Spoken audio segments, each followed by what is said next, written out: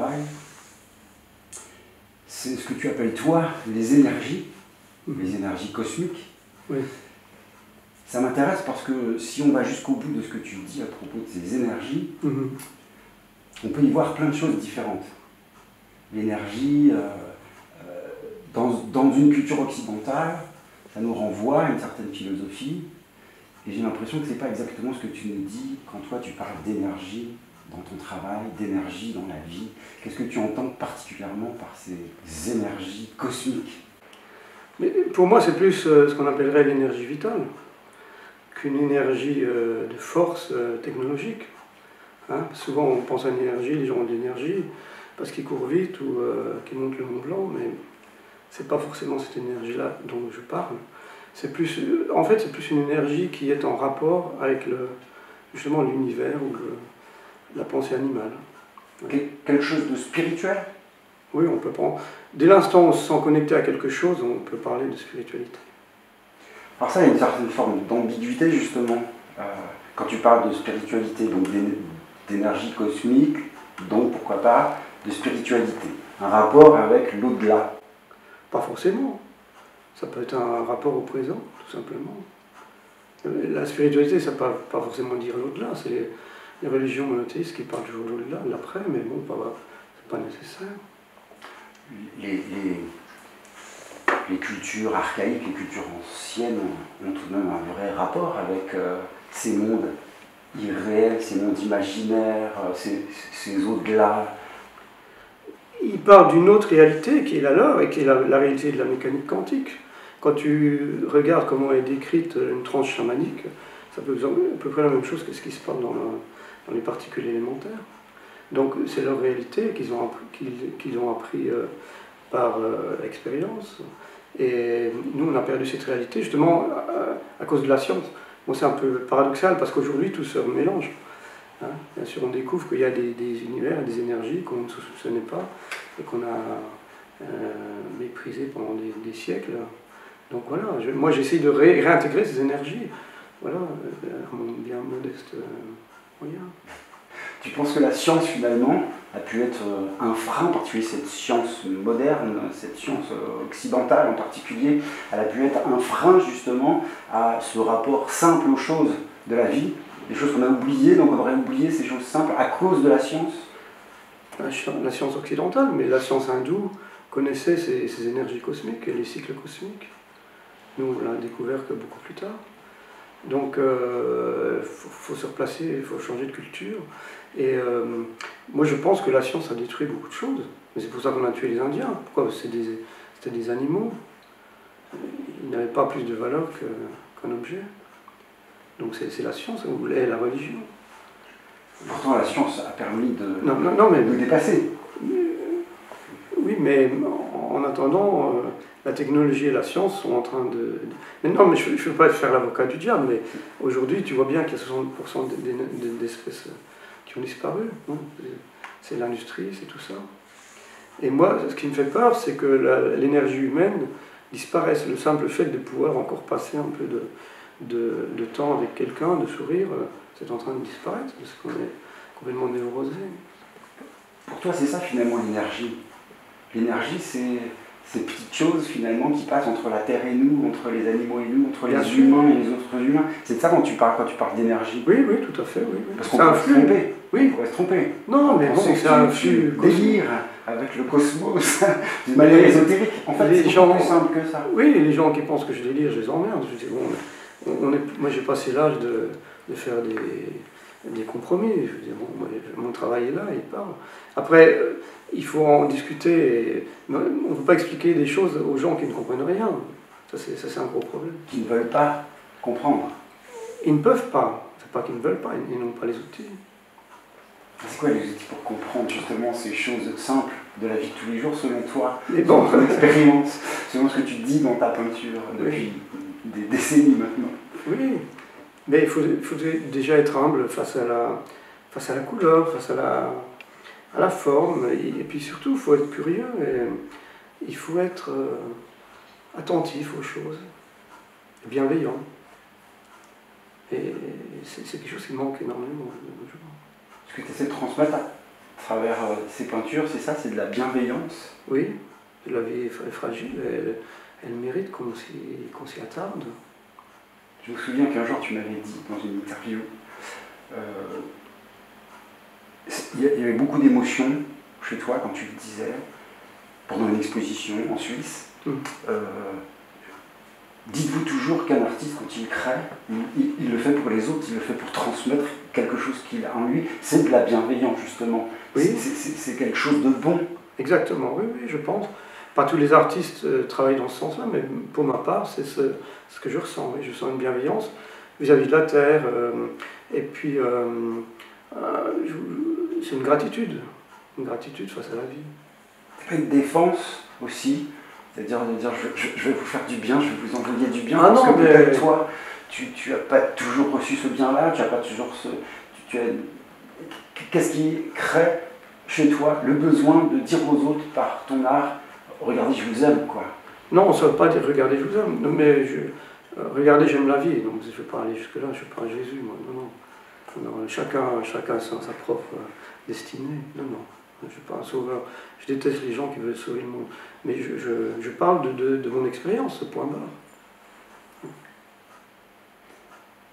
Il y a aussi quelque chose d'intéressant là.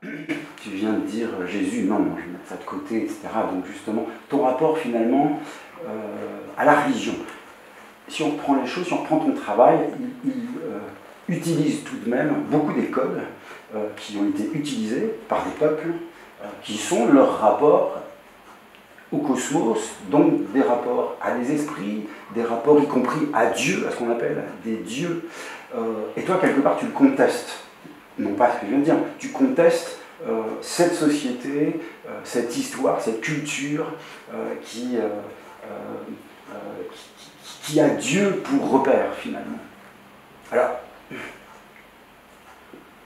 Mais il vaut mieux avoir 1000 dieux qu'un seul. Je pense que c'est plus intelligent, c'est plus sensible par rapport aux choses. Les choses se créent dans un ensemble, dans une collaboration. Et c'est un peu ce qu'on ressent dans mon travail, parce que je veux vraiment sortir de l'œuvre unique pour arriver à une espèce de collaboration. Ouais.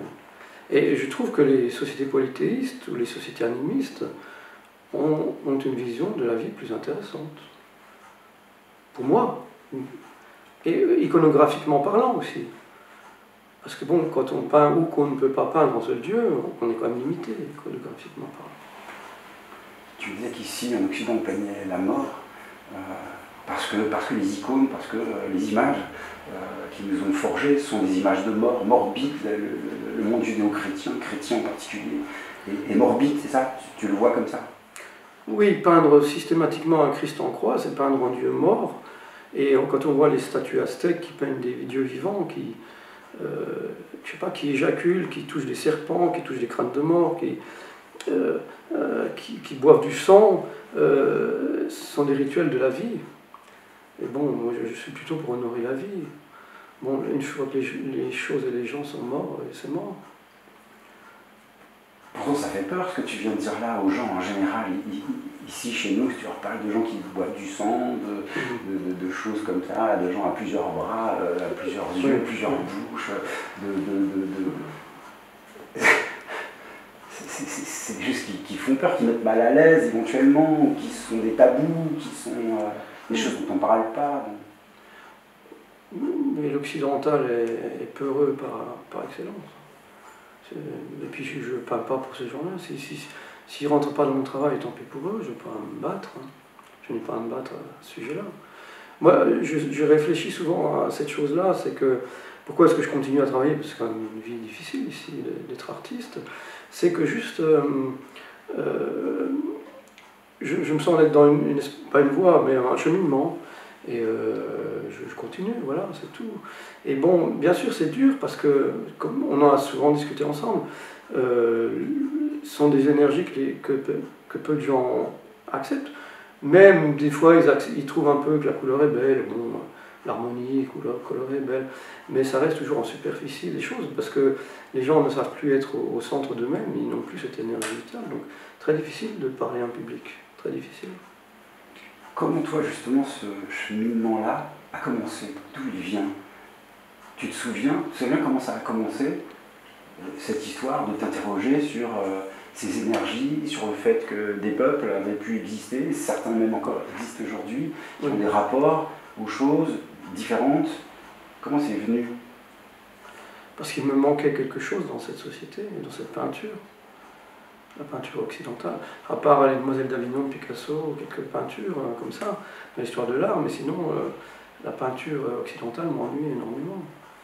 Parce que justement, c'est quelque chose qui est tourné... J'ai écrit cette petite phrase l'autre jour, je me permets de vous la lire. En marchant dans la rue, je pensais à notre entretien, et j'ai pensé à ça. Contrairement à la peinture traditionnelle dite de chevalet, c'est souvent la peinture fenêtre qu'on voit dans les musées, qui est presque toujours une fenêtre ouverte de l'intérieur de soi vers l'extérieur, vers le monde. Inversement, ma peinture est plutôt une peinture intimiste et sacrée, posée sur l'intérieur de l'être comme une nouvelle projection d'image inversée tranquillement dans la matrice des rêves. Je revendique un peu ce côté onirique, parce que justement, le rêve a ce rapport direct avec la mort, avec la sexualité, on peut parler d'au-delà, bon, parce que quand on rêve, on est au-delà du corps, bon. C'est l'au-delà du corps, je parle pas de l'au-delà de la mort, on n'en sait rien. C'est aussi les paradis artificiels. Si on veut, oui, peut-être, oui. C'est aussi la question de la Maya, parce que la philosophie de Maya pense que la réalité est une illusion, c'est-à-dire qu'on vit dans un écran de cinéma, dans un écran de théâtre, et tout se développe comme si on vivait notre vie dans une illusion. Mais où est la réalité intime? On n'en sait rien, personne n'en sait rien. On ne sait pas. Je reviens donc à ma question sur l'origine, sur le commencement. Parce oui, que là, tu cites toi-même, justement, c'est intéressant, parce que justement, tu dévis forcément sur des questions du rêve, des questions oniriques, sur des sociétés archaïques, des sociétés anciennes, des sociétés précolombiennes, les Mayas, sur les Esquimaux, les Inuits, etc. Donc on est sur ce terrain-là quand on parle de l'onirisme. C'est étonnant, puisque ce n'est pas toujours nos références quand on parle du rêve. Je citais les paradis artificiels, Baudelaire, Rimbaud, etc. On a ce type de référence-là dans notre culture, dans l'art. Toi, tu vas déplacer le terrain spirituel, onirique, toujours sur ces sociétés archaïques. D'où ça vient? Pourquoi? C'est difficile de répondre à ta question. Comme j'en parle souvent, en Égypte, j'ai eu une espèce de révélation cosmique. C'est-à-dire que jusqu'à présent, en Europe, j'étais dans une relation, on peut dire, linéaire à la réalité. Or, quand tu entres dans une tombe égyptienne, tu as cette expérience verticale. Et c'est ce qui se passe dans les trans chamaniques, c'est-à-dire que tu peux entrer dans le monde souterrain ou le monde des esprits. Et ce voyage vertical, c'est ce voyage dont parlent toutes les sociétés archaïques, entre guillemets. Et donc, ce voyage vertical, j'ai travaillé déjà dessus en travaillant sur des grandes verticales que je peignais par terre, un peu à la Barnett Newman. Parce que je pense que les peintres américains, justement comme Roscoe, Barnett Newman, Pollock, ont compris cette énergie cosmique qu'ils ont appris des Indiens d'Amérique du Nord. Et c'est cette énergie-là dont je veux parler.